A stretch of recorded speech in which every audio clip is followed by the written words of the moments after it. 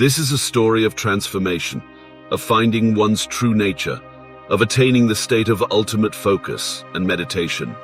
Brace yourself for a soulful journey that challenges societal norms and compels you to question: are you chasing what you are or what you think you should be? Prepare to dive deep into the realms of existence, self-realization, and the true meaning of being complete. Intrigued? Let's embark on this journey to discover the profound truths of life. But before that, I offer my obeisance to the infinite possibilities in you. So, once there was a guru, he was teaching his disciples the practice of meditation. At that moment, one disciple said, "Guruji, I don't understand anything. Can I ask you something?" The guru said, "Of course, you can ask." The disciple said, "When I drink water, my thirst is quenched. And when anyone drinks water, their thirst is also quenched. So why doesn't this happen with meditation? When we meditate as you instruct, some of us achieve the state of meditation first, some achieve it later, and some never achieve it at all. Why does this happen? As water quenches everyone's thirst, in the same way, everyone's inner eye should open with focus. But that doesn't happen. Guruji said that someone invited us for a meal tomorrow and asked me to accompany him. I will give you the answers to your questions." The next day, both the guru and the disciple arrived at the wealthy person's house for the meal. The wealthy person's wife had invited them for the meal, and they sat down to eat. Along with them, the wife's husband was also sitting to eat, when he shouted at all his servants, saying, "What kind of tasteless meal is this? There is no taste in it." He threw the plate of food and told the servants to go and bring another proper meal.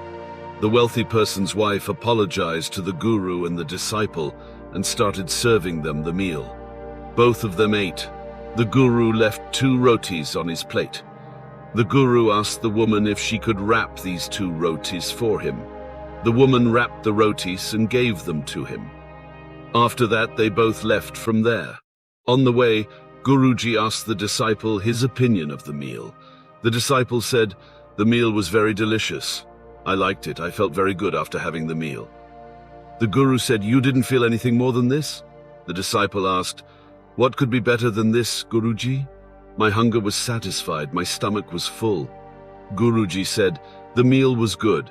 Then why didn't the husband of that woman like the meal? The meal was the same. Why didn't he like it?" The disciple said, "You are right, Guruji. I just can't understand. Please explain." Guruji said, "Keep walking with me. Let's move forward." As they kept walking, they went very far.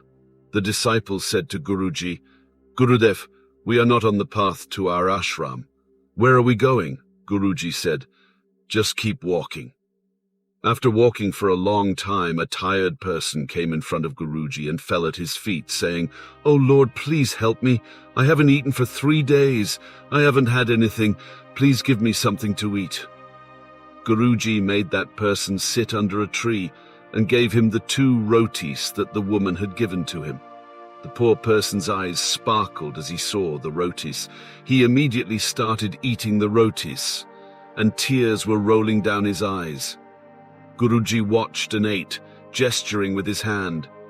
As if he was saying thank you to some invisible power, after finishing his meal, the person bowed down to Guruji and thanked him.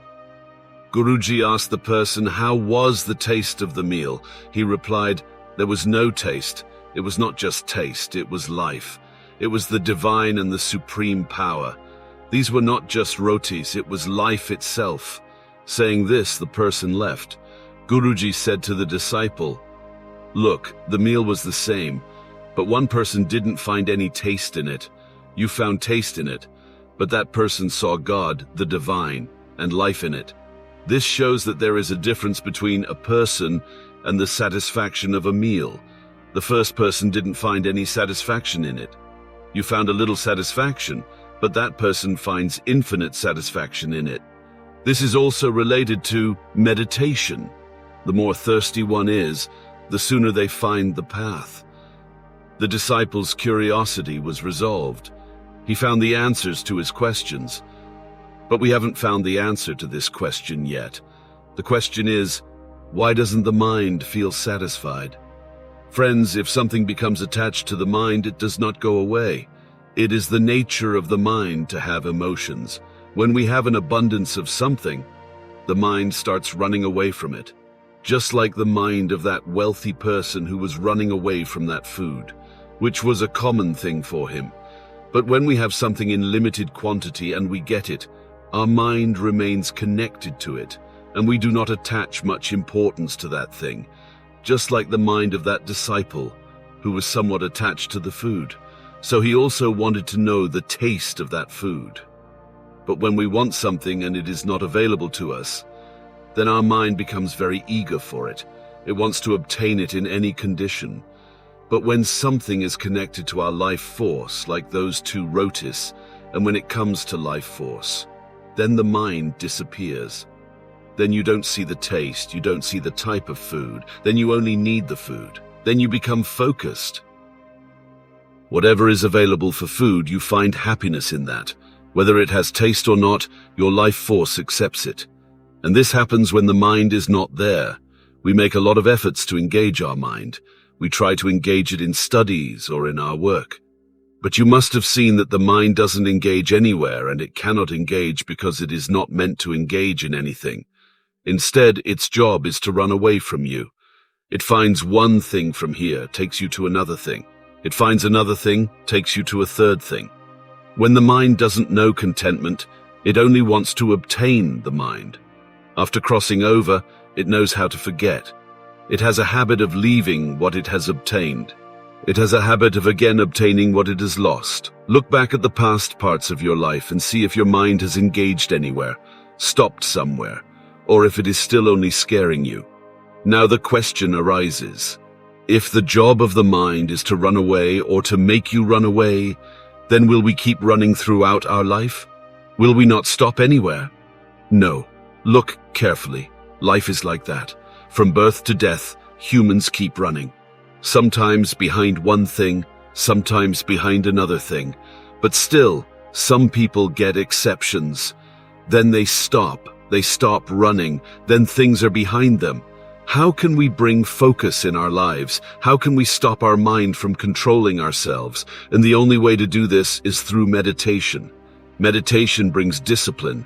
The mind becomes calm. Meditation brings stillness. The mind becomes greedy. Meditation gives us the ability to see greed. The mind says to focus on something else, but meditation says to focus. Accept what is given. Meditation brings focus, but we still remain confused about meditation itself. We understand meditation as simply closing our eyes and sitting. There's a street performer named Alex who finds focus in his life through his passion for juggling. Each day he sets up his performance spot and begins juggling with unmatched precision and grace. As he juggles, he becomes completely immersed in the rhythm of the movement. His mind tunes into the flow of the balls, and all distractions fade away. The world around him blurs, and his only reality is the dance of the juggling balls. Alex finds joy and pleasure in the art of juggling. When he performs, he feels connected to his true self, as if he's in sync with his inner nature. This state of focus and concentration is his meditation. While juggling, he doesn't worry about the past or the future.